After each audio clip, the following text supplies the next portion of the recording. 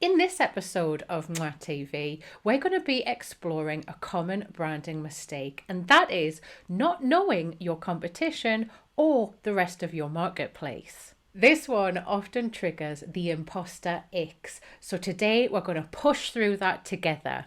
Are you ready?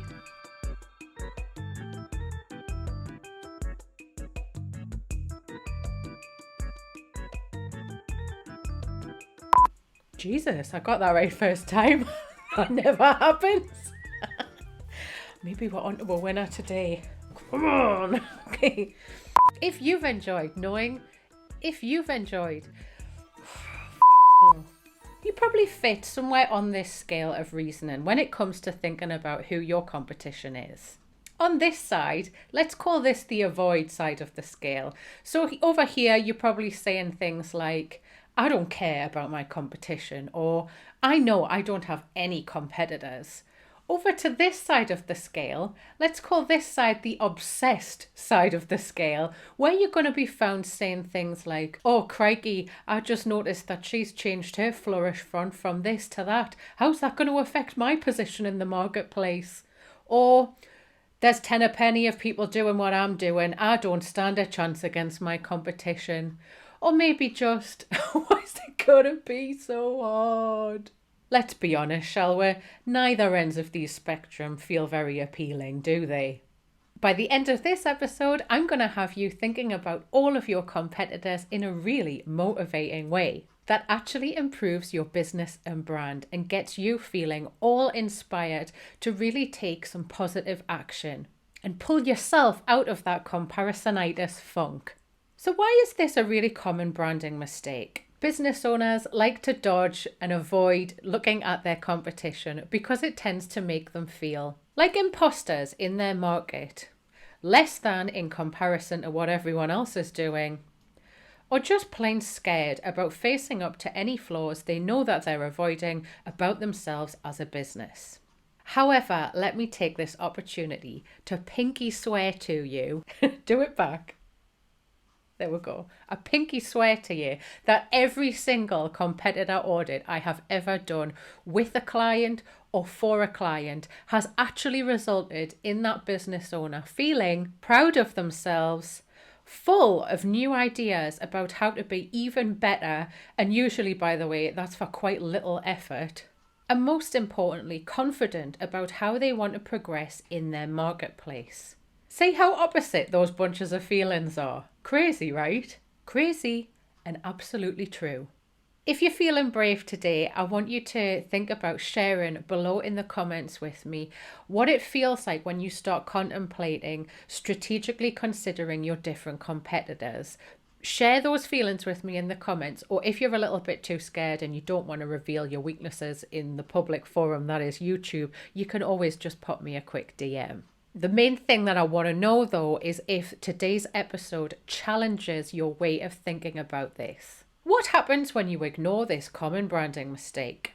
If you continue to ignore what all of your competition is getting up to inside your marketplace, you're going to continue to feel the way that I just described. Let's recap that slide just so you know what I'm talking about. Like an imposter in your market, maybe a little bit less than when you're trying to compare yourself to what everyone else is doing, and plain old scared about facing up to any flaws you know you've probably got and you just don't want to get into it. You want to do other things in your business and you think avoiding them's going to be fine. However, a lot worse than these feelings, when you avoid this common branding problem, you're actually opening up a dangerous space where you're starting to allow yourself to antiquate yourself. And what I mean by that is by avoiding all of the different trends. Now, these could be trends in systems, the way that people are creating infrastructure in their business. Sure, it could be the odd fad of a promotion, or it could be how they're responding to a changing demand of customers, which is a really big one. If you avoid that, you're going to really put yourself out of the market fast. Companies like Woolworths spring to mind when you think of a company that had its set values and the way of doing things, and it didn't change them and it refused to change them, especially when we had that dot-com boom. And then guess what happened? They went under. Everyone else had changed except for them. We don't want you to be like the Woolworths of your market. It's going to make you look like the slow runner in the race. And by the way, that was absolutely me in PE, looking terrible in a polyester gym skirt, holding up the whole class as I was dragging my ass in over the finish line, wheezing. It didn't look good in a polyester gym skirt. This is not a good brand look for you, I promise you. It's going to diminish your real value as well. So you might have set up camp in an area of the marketplace where you're actually doing yourself no favors. You could be incredibly qualified, incredibly experienced, incredibly naturally talented, and you've got all these honed skills. But because of your own imposter syndrome feelings, you've set up camp alongside all of the bargain basement, low-end priced newbie graduate students who have no skills, very little qualifications, zero experience, and actually you are a damn sight better than the person who's dominating your market. And really what you need to be thinking about is migrating yourself up that price point to reflect the real quality that you deliver to your customers. You should be leading the pack and earning a hell of a lot more profit doing what you do.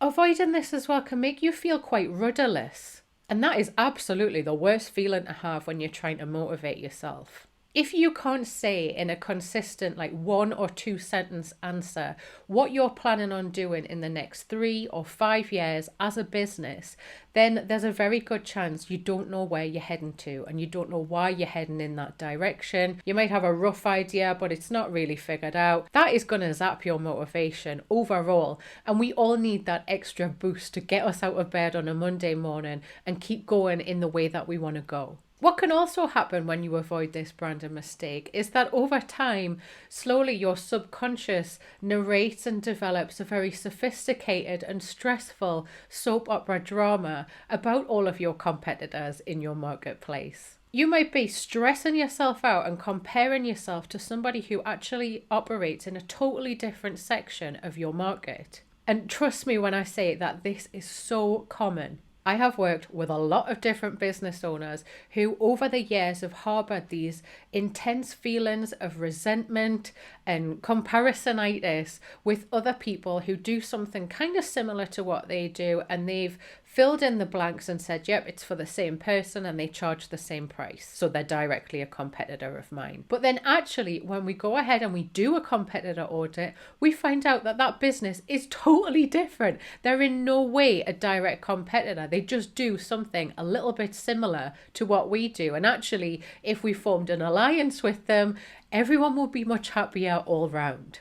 The sheer feeling of letting go of all that resentment can feel like such a weight off your shoulders as a business owner. If you can relate to my gym skirt horror, or you have recognized some of the feelings that I've described as your own feelings about your own competitors, then I'd love it if you stick around. Make sure you subscribe and hit the bell so that you get notified every single time a new episode comes out. How to overcome not knowing your competition. The very best way to overcome not knowing your competition is to start getting to know them. And the best way to do that is to carry out an in-depth competitive audit on your entire marketplace. This is a project where you take an impartial look at every single brand that is currently operating inside your marketplace. When you look at things in this way, it starts bringing up some magical insights about who's hanging out at the cheap end, who's dominating the market. You can start then figuring out how they're dominating the market. And then what is all the sheep-like behavior of the brands in the middle who clearly have no strategy? What are they all doing and how are they copying each other? And when you've gathered up all of this amazing information, you put yourself in a really knowledgeable position where you can start getting strategic. And that can start affecting how you're going to behave as a brand, how you stack up next to the cheapo end of the market and the dominator side of the market, how you're going to differentiate from any sheep-like behaviors you've observed in your investigation, and my favorite, where there might be some unoccupied gaps in your market that you could maybe look to move and position yourself into and really grow your business for a lot less effort and a much bigger impact. This knowledge is always so empowering. And I recommend that any business does an in-depth audit like this when they're planning any big significant change. And then it's important that you maintain this information. You probably want to carry out a quick annual maintenance review just to check that nothing weird started to go on in the market. And if there is any weird little changes, you're going to be able to adapt your marketing plan accordingly. If you'd like to get some of my help when it comes to figuring out what all your competitors are up to right now in an objective and strategic way, then we need to talk. The best way to do this is to book yourself in for a cyber cocktail appointment with me. In that appointment, you can get me up to speed with your business story so far, and we can start exploring the best ways to tackle this common problem in your brand. To book yourself in, you just need to visit www.laurapearman.com/cyber-cocktail. Scroll to the bottom of the page, pick the best date and time for you, fill in the quick form, and I'll see you on the other side. What are the benefits of knowing your competition for your business? As well as feeling the innate bliss of additional knowledge in your brain box as a result of doing competitive audit, you're actually putting your business in a much better position. And this is what I'm talking about. You're going to have a fully informed marketing plan. Having a fact-based framework, how cool does that sound? A fact-based framework, don't you know? Having that in place really helps you to rigor test your own ideas and plans when you're looking into the future and figuring out what you're going to do to get some sales in through your marketing. In a lot of cases, with that fact-based framework, I love saying that, with that additional framework, you're probably going to be able to save yourself a hell of a lot of time and probably some money on ruling out ideas that either everyone else seems to be flocking to or ideas that you just know and realize with that fact-based framework that they're not going to work. So that why bother trying? You're going to give yourself the gift of the objective viewer standpoint when we think about your marketplace as that theatre or soap opera production. I talk about that on this episode in a little bit more detail. You might want to go and check that out when we've finished this episode. And basically in that episode, I talk all about looking at the different characters and personalities in the play that is your marketplace, so that you can figure out what character is missing from that play and assume that role for yourself as a brand personality. Let's use a pretend example so you really understand what I'm talking about here. Let's pretend that you are a female who has a female business coaching business. So you coach other women in business. And after doing your competitive audit, you've understood that this is actually quite a overcrowded marketplace, and there's a lot of other women who are similar sort of education and background to you, similar sort of age as you, who want to work with the same sort of people that you think you want to do. However, when it comes to observing all of these players in the marketplace or the marketplace play or the marketplace soap opera, whatever helps you to get your imagination going, you've realized that every single one of these brands has decided to go for an ultra girly feminine look to the way that they do their branding. And the narrative that they've got in their brand, and they're all copying each other when they do this, is I used to be this ex-damsel in distress and now I'm an empowered #girlboss, yawn. Then you can realize, hang on a minute, I just need to change the way that I'm showing up in this soap opera or play. If I start showing up, I'm going to really increase the color palette saturation, get rid of all these extra girly pastel shades in the look and the colors of my branding. And I'm going to start being the voice that cuts the BS and shows up with quite a rebellious, little bit of an attitude vibe. Straight away, you're going to differentiate yourself in that soap opera because you've assumed a different personality and character. And by making this strategic decision in the way that you show up, you're going to be attracting all of the customers who were tolerating this saccharine assumption about the way that they did their business, and they're going to relate to you and think, yes, this broad, she knows what I'm about. I'd rather spend my money with her than with the saccharine, girly, My Little Pony looking businesses. No judgment if you've got a pastel My Little Pony looking brand, if it's working for you. If it's not working for you, use this and adapt your business accordingly. And like I said earlier on, Trust me when I tell you that every single competitive audit I have ever been involved in has resulted in my client feeling so much more confidence. They've had such a confidence boost as a result of facing their fear about doing the audit in the first place. And this pays off in so many other ways, especially if you work all on your own. Maybe it's you at home in your office with a virtual team. Maybe you're a really small team and you need that confidence boost just to keep you going. It's an added benefit to thinking about doing a proper in-depth competitor audit. Maybe your competitive audit is going to result in some really good excuses for you to celebrate some serious achievements and wins about the ways that you're already operating head and shoulders above the rest of the players in your marketplace. And who doesn't need an excuse to celebrate?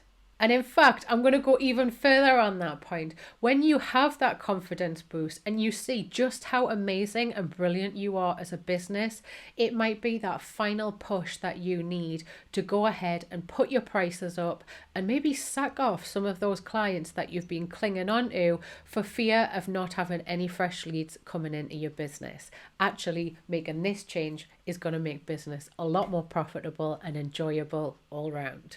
If you've enjoyed learning more about knowing your competition in a lot more detail, then you're going to want to check out this playlist next. This is dedicated to common branding mistakes that I see all the time in different businesses. And if this related to your business, there's a good chance one of the episodes in this playlist will help you out as well. So make sure you head on over there and take a look. I'll see you next time. Mwah. Now, before you go anywhere, don't forget to subscribe. Mwah.